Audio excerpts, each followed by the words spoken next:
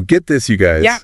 A vintage Hermes Birkin bag. Oh my. Just sold for, get this, over 6 figures.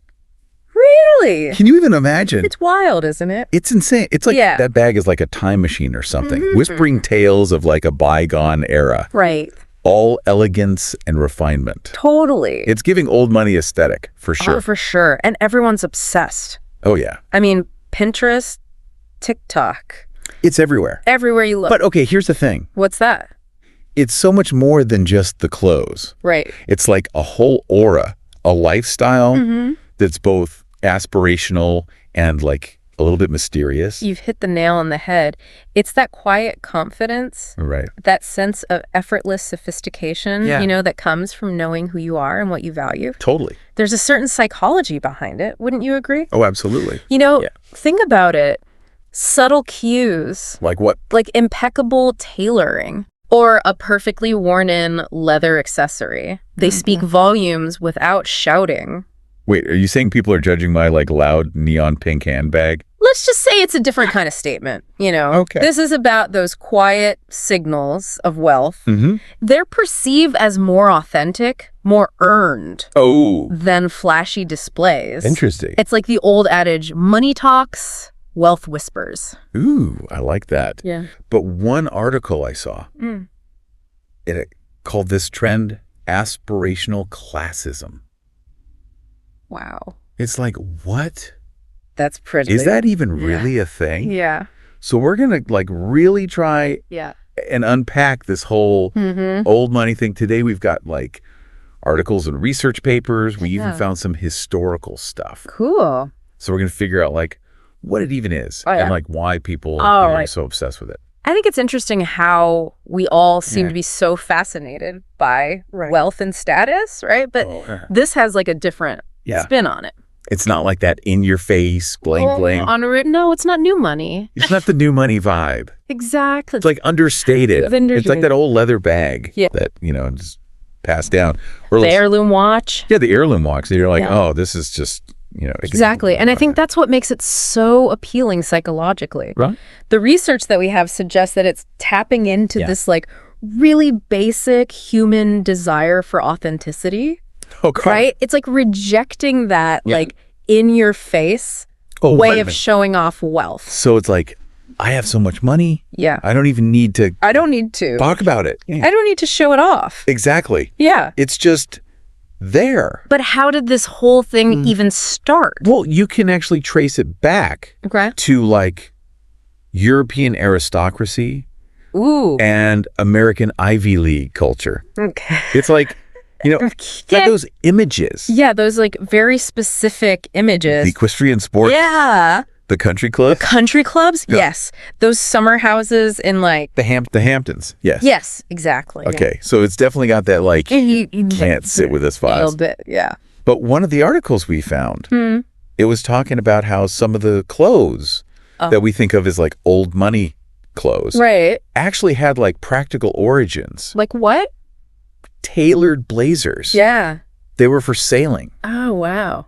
And those loafers that everyone wears now, those were for like walking around the country club. Oh, that's so interesting. So it's like what was practical then has become like aspirational. Yeah, like a status symbol. Exactly. It's a good reminder that an old money style wasn't always about showcasing your wealth. Yeah. It was just literally part of their lifestyle. It's like their everyday clothes became iconic. Exactly. Because they were living this. Because of the lifestyle. Like very privileged life. Privileged life. And now it's like in this world of fast fashion and trends that change like every 5 minutes. Right. This is it's like timeless. Yeah, it feels timeless. It is timeless, those colors. The cuts, they never go out of style. But isn't that kind of ironic? What? Like, because old money is all about tradition and heritage. But now it's this trendy aesthetic that everyone online is trying to copy. It's like this tension between exclusive and accessible. Exactly. And I think that's what makes it so fascinating. Yes. But also kind of controversial. Yeah. Because, let's be real, not everyone can afford. Right. Cartier watch from the 40s. Exactly. Or a bespoke suit. Yeah. But one of the articles was saying, it's not about the price tag. Yeah. It's about the mindset.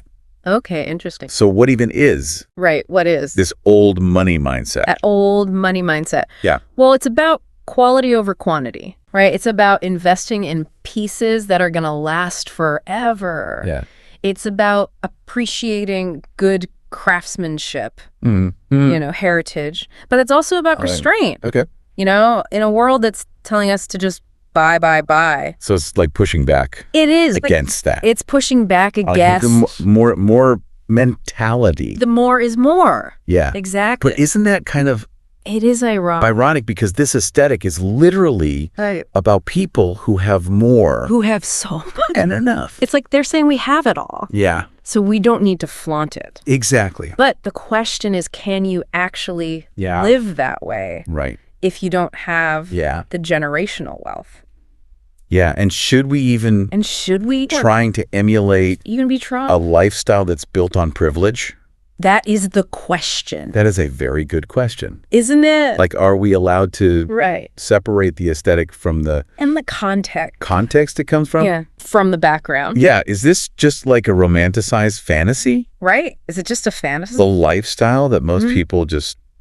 That's just not real. Can't have. Yeah, that's what we're going to be talking about a lot more as we continue this deep dive. Okay, so this old money thing is a little complicated. A little complex. A little controversial. Yes. But, I mean, there's a reason why we're all... It's seductive. Yeah. That's why it's so popular. Yeah, like we're all drawn to that, like... That effortless, chic, timeless style. Timeless style, yes. Right. And I think there are things about this aesthetic that we can all appreciate, and even like bring into our own lives. Right. Like you don't need to have a trust fund to do this. I like that.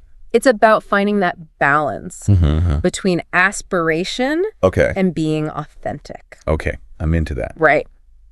So how do we do that? Yeah. How do we make this aesthetic that feels so exclusive? Yeah. How do we make it work for us? How do we make it real? Yeah. Well, that's what we're going to explore next. Okay. We're going to break down the different parts. Okay. Like the clothes. The decor. Okay. The mindset. Yes. The lifestyle. Okay. And see how we can make it all work.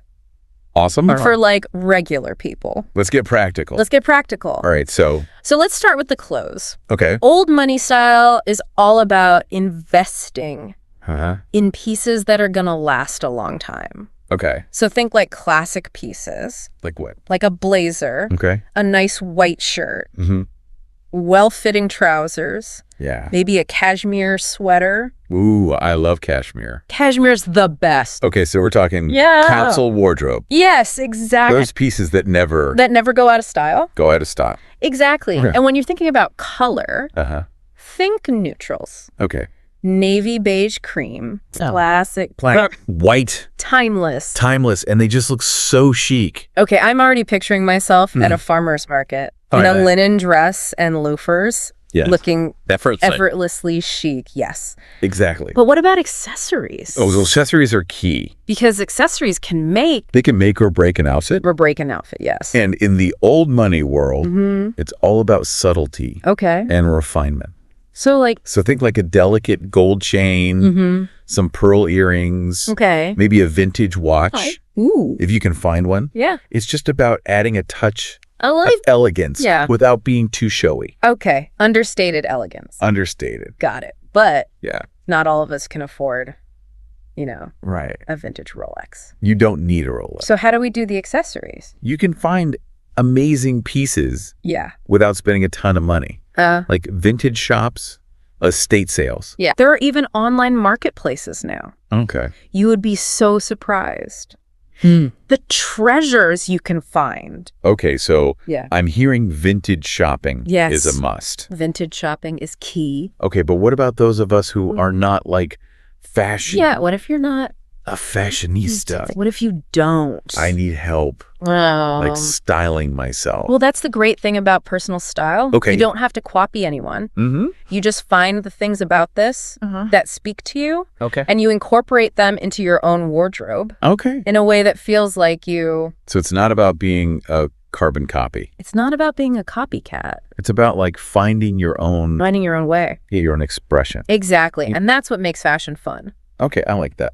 It's all about experimenting and expressing yourself. Okay, so we've talked about the clothes. Right. But fashion's just one piece of the puzzle. Part of this whole... Yes. What about the hobby? Yeah, what about those? Yeah. The lifestyle. Yeah. I think those are really important too. And they all tie into that idea of being like well-rounded and refined. So what are we talking about? So think about things like tennis, golf, sailing. Okay. Horseback riding. Okay. Even like art appreciation. Classical music. So like things that expand your horizons a little bit? Exactly. Things that challenge you, both physically and mentally. Okay. And it's not about being elitist or anything. Right. It's just about like trying new things, being curious about the world. So like even if I can't afford a yacht, exactly, I can still like appreciate the beauty of sailing. Yes. Oh. You find those entry points into a world that might seem inaccessible at first. Yeah. And maybe I'll discover. And you never know. New passion. You might find a new passion. Right. Let's throw them a shade. There you go. Add it to the bucket list. Perfect. But let's be real. Okay. Most of us are spending more time scrolling Instagram. Okay. Than we are sailing. Yes. So how does this whole old money... Right. How does that translate? Translating to the digital world. To the internet. Yeah. Well, it's interesting because old money is all about discretion. Okay. Privacy. It's not about like... Showing off everything you're doing online. So less is more. Less is more. When it comes to social media. Exactly. Yeah. Instead of like trying to have this perfect, like filtered feed. Yeah. Focus on sharing things that are actually meaningful. So it's like quality over quantity. Over quantity again. Always. Okay, so it's like a digital detox. It is. For our soul. A little bit, yeah. But social media is a part of life. It's part of life. We can't escape it. So is there a way to do it? I think so. With that? Yeah. Old money sensibility. I think of it like you're curating a museum of your life online. Ooh, I like that. You're showcasing the things that inspire you, the things that shape you, your values. Okay. You're using it to connect with people. Yeah. Not to like show off or get validation. Okay, I'm feeling a social media cleanse. I love it. Coming on. Yes. But before we wrap up this part, yes, I want to talk about like that old money confidence. Yeah. Like they just seem so... They just have that... Poised. Yeah. And... Yeah, effortlessly... Graceful. Yes, and that's something we can all work on, no matter how much money we have. So it's not about like... It's not about arrogance. Arrogance or being snobby. Yeah. It's about like... It's about inner confidence. Yeah. Self-assurance. Like knowing your worth. Knowing your worth. But not having to prove it. Shout it from the rooftops. Exactly. And that is so magnetic. Yeah. It draws people in. This has been so interesting already. Yeah. We've barely scratched the surface. I know. We have so much more to talk about. I know. I'm excited. Me too. To keep going. So stay tuned. We're going to be talking about the psychology of wealth, giving you practical tips about how to incorporate all of this. I love it. Into your life. I can't wait. Me too. Okay, so I'm already thinking about like how I can elevate my own style. Yeah. And, create a more mindful life. But I'm still like stuck on this whole exclusivity versus accessibility thing. I know, it's tricky. Like how do we take an aesthetic that's rooted in privilege and make it work for everyone? That's the $1 million question. Yeah, because we can't all just like we can't all just inherit a mansion and a yacht. Exactly, inherit a fortune. Yeah. Right. But there are parts of this aesthetic that aren't just about money. Right. Like, it's about appreciating quality. It's about quality. It's about tradition. Tradition. It's about, like, being a well-rounded person. Exactly. And those are things that anyone can cultivate. So it's like we're trying to figure out... We're trying to find the essence. Yeah, what's the essence? Of old money. Of old money. Elegance. About, like, needing... Oh, I'm needing... A trust fund. A trust fund, exactly. Yeah. And I think that's where it gets really interesting. Yeah. Because it requires us to be really self-aware. Like, what parts of this speak to you? Yeah. What parts of this... Yeah, what feels authentic. Resonate with you, and then you adapt it to your own life. So it's not about, like, blindly following a trend. No, it's about finding your own expression. Finding your own way. Exactly. And that's when it becomes, like... That's when it becomes... Really powerful. It's magical. Yeah. Because it's like you're not focused on the outward stuff. You're focused on the internal, the qualities. You're like, what does it even mean? Right. What does elegance even mean? To be elegant. Yeah. It's about confidence. It's about poise, grace. It's about like appreciating the finer things. The finer things in life, yes. Yes. But how do we get there? How do we get there? Without marrying a millionaire. Exactly. Right. Like, how do we cultivate? Well, I think one of the key principles is that idea of investing in quality over quantity. Mm-hmm. And that applies to everything. So like my clothes? Your clothes, the furniture you buy, the relationships you have. It's about choosing things. Choosing things that are going to last. That will last. Yeah, that have meaning. So instead of like chasing trends. You're looking for those timeless treasures. Yes. And that takes a little bit of patience. And intentionality. I can see that. You know, you have to slow down. Yeah. Do your research. Don't just like impulse buy. Don't impulse buy. Yeah. Think about it. Okay, but how do we like tap into that whole tradition and heritage thing? Tradition when you don't come from. Yeah, when you don't have like a long line. Like a family history. Yeah, exactly. Of, you know. I think that's where storytelling comes in. Okay. Because every object, every piece of clothing, every heirloom has a story. And even if it's not my family's story. Even if it's not your story. I can still appreciate it. You can still appreciate it. Oh, you can appreciate the craftsmanship, the artistry, the history. So it's like I'm creating my own museum. Yeah, my own personal museum. Yes. Filled with things that speak to me. Exactly. Okay, I love that. And that's what makes it so personal. Yeah. You're not just following someone else's rules. Okay, so we've talked about clothes. Yeah. We've talked about decor. We've talked about mindset. Mindset? But what about those like everyday things? Right, the daily habits, the routines. How do I make those more? How do you make those more elegant? Elegant, yes. Those are so important. Okay. And they don't have to be complicated. So like. Or expensive. What are we talking? It's often the little things, the small details that make all the difference. Yeah. So think about the things that make you feel pampered, put together. Okay. Maybe it's like drinking your tea in a really beautiful mug. Okay, I like that. Maybe it's setting the table with your nice linens. Okay. Maybe it's writing a handwritten note. Ooh, I love handwritten notes. To a friend. Okay, so it's about taking those everyday things. Yes. And making them feel special. More intentional. Intentional. Yes. Beautiful. But I am very busy. Right? So how do I fit this into my... That's where micro rituals come in. Micro rituals. Yes. Yeah. They don't have to be this big, elaborate thing, even 5 minutes of intentional self-care. So like instead of scrolling my phone... Exactly. Before bed. I light a candle. I do a meditation. Meditate. Have a cup of tea. Yes. Okay. It's about pausing. Yeah. Reconnecting with yourself. Finding a little peace. Finding some peace. In the chaos. In the chaos of life. Yes, I like that. And that appreciation for beauty is another big part of this aesthetic. So I should like surround myself. Just surround yourself with beauty. With beautiful things. Yes. But it doesn't have to be. It doesn't have to be expensive. It could be a piece of art. Yeah. Some flowers. Okay. A well-made object. It's about creating a space. That feels good. That feels good to you. To me. That reflects your taste. But what about the social aspect of this? Oh, the social aspect. Because old money people. Yes. They always seem to have these They have these elegant gatherings. Yeah. It seems so effortless. Yeah, and everyone's so well connected. But like real life. Right. Real life isn't always like that. Not always so glamorous. No. So how do we create that in the real world? Yeah. I think it's about focusing on genuine connections. Okay. Finding people who share your values, your interests. So like instead of trying to have a huge party. Yeah, trying to like impress everyone. Yeah. It's about having It's about quality over quantity. Yeah, like a small gathering. A small gathering. With people but then you can have real conversations. Care about. Exactly. Or like a potluck dinner. A potluck. A book club.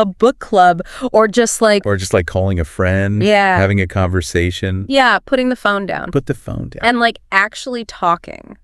And talk. But what if I'm not a social butterfly? What if you're not a people person? Yeah. Well, that's okay. Okay. Because remember, it's about quality over quantity. Okay. You don't need 1 million friends. Yeah. You just need a few good ones. Okay. And remember. Kindness. Yeah. Warmth. Those never go out of style. Never go out of style. This has been like mind-blowing. It's been a journey. We've talked about so much. We've talked about so much. So what's like what's a main thing? One thing you want people to remember? I want people to remember that elegance is not about money. Okay. It's not about status. It's a state of mind. Ooh, I like that. It's about being present. Okay. Intentional. Yeah. Appreciative of the beauty around you. Cultivating that inner peace. Yes, cultivating inner peace. And letting it... And then letting it radiate outward. Shine out. Yes. All right, so we've covered like the history, the mindset, even how to dress the part. Yeah. But how do we actually like live this old money life? It's right. Not just like wear the clothes. It's not just about the clothes. But like have that confidence and that grace. Exactly. It's about cultivating that inner elegance. Okay. That radiates outwards. So like every little thing I do is a chance to like express that. It is. You're being mindful of every choice you make. Even if it's like you said. Even the small ones. Picking out a teacup or writing a thank you note. Yes, exactly. Yeah. You're bringing that intentionality, that refinement to everything. And that's kind of empowering. It is empowering because you're in control. Yeah, I'm creative. You're shaping your experience. My own world. Exactly. Based on my values. Yes. Okay. I love that. Yeah. But how do I actually do it? Right. How do we put this into practice? Yeah. I think one of the most powerful things is ritual. Cool. Old money culture is full of rituals. Like what? Formal dinners, afternoon tea. Okay. Weekend trips. Okay. You know, we might not have a country estate. Right. I don't have a butler. But we can still create our own ritual. Okay. That make us feel that same sense of beauty and intention. So I'm taking those everyday things. Yes. And I'm making them special. More special. More mindful. Okay. So think about your morning routine. Okay. How you unwind at night. Even how you set the table for dinner. Okay. Can you elevate those experiences? Okay, so like instead of using my chipped coffee mug, I use my nice china. Yes. Even if it's just for me. Even if it's just for you. Okay, but I am busy. Time is precious. Yeah. So that's where micro rituals come in. Micro rituals. Okay, tell me more. They're like little tiny rituals. Okay. That don't take a lot of time. Okay. 5 minutes. 5 minutes. That's self-care. So like I could light a candle. You could light a candle. Meditate for 5 minutes. Yes. Have a cup of tea. Exactly. Instead of scrolling my phone. Instead of scrolling, you're giving yourself a break. I'm giving myself a break. You're reconnecting. I like that. Finding a little peace. Yes. And that appreciation for beauty. Yes. That's a big part of it too. It's huge. So I should like surround myself with yourself. Beautiful things that make you happy. What doesn't have to be? It doesn't have to be expensive. Like a Picasso. It could be like. It could be some flowers. The flowers from Trader Joe's. From the grocery store. Oh, okay, I can do that. Exactly. Or a beautiful book. Or like a handmade ceramic mug. Yes. That I got on Etsy. It's about curating your space, making it feel like you... Okay, but the old money people are always having those like... They're always gathering. Yeah, those gatherings. It seems so effortless. Yeah, and everyone's like so well connected. Yeah, they're always connecting. But how do we do that? Right, how do we do that in the real world? Yeah, because my life doesn't always feel that effortless and glamorous. It's not always a party. Yeah. So how do we cultivate? I think it's about being intentional. Okay. About the connections you make. Okay. Find people who share your values, your interests. So it's not about like... It's not about having the fancy party. A huge party to impress people. Yeah. It's about having a small gathering with people you really care about. So like a potluck. A potluck. A book club. A book club. Just calling a friend. Even just calling a friend. Yeah. Putting my phone down. Put a phone down, yes. Having a conversation. Having a real conversation, face to face. But what if I'm not like a social butterfly? What if you're more introverted? Yeah. Well, that's okay. Okay. Because remember, it's about quality over quantity. Okay. You don't need a ton of friends. I don't need a million friends. Just a few good ones. Yeah. And remember, kindness and warmth. Those are always in style. This has been amazing. It has. We've covered like so much. We have gone deep. What's the one thing you want everyone listening? I want everyone to remember that elegance is not about money.